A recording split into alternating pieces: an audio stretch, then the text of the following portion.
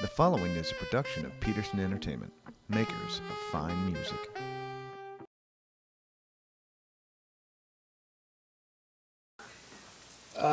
It's pretty rare. I mean, there's usually some kind of structured fee, whether it's just a flat rate or, a lot of times it comes across as like an itemized bill. They're like, well, it was $75 for the sound guy and 75 for the light guy and the door guy, and and then it's $250 just to turn the lights on, that kind of stuff. And so, it's in some cases you can wind up like almost sort of renting the place, and you're actually paying all of the employees' salary out of whatever you brought in, but you're not getting any sort of percentage of like alcohol sales or anything else that they're doing.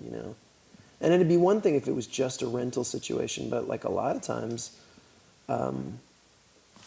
that's not really the case. It's like you're bringing in a bunch of people into this bar that otherwise would be empty. Why would you go there? We could come up with examples of opportunities that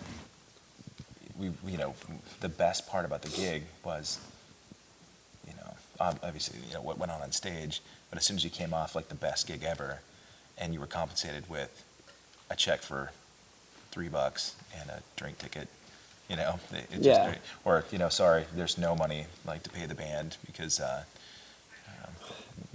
whatever. Right. The club had other operating costs that happened to block any kind of payment to the bands.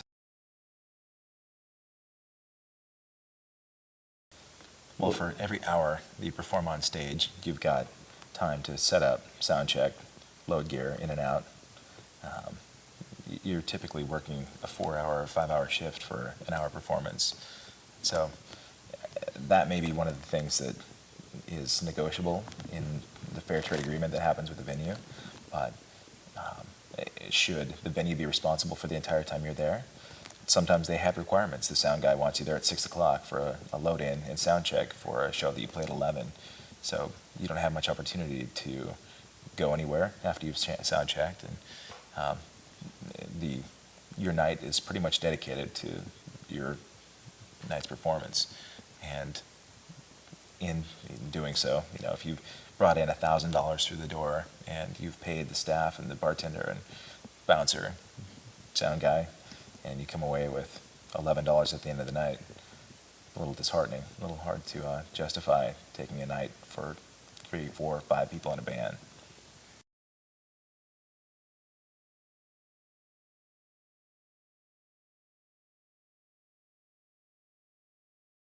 I know in particular, most venues won't give you a written agreement to settle cash on a gig. And so having a verbal contract leading into a show can certainly turn around and bite you.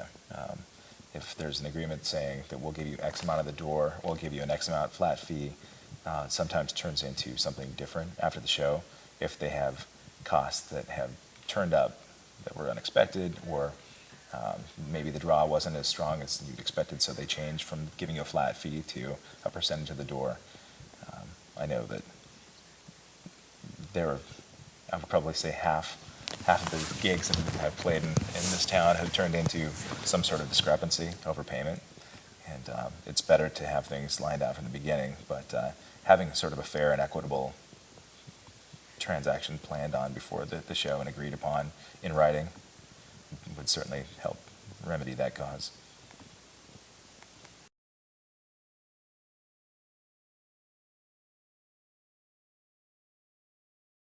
You can go here.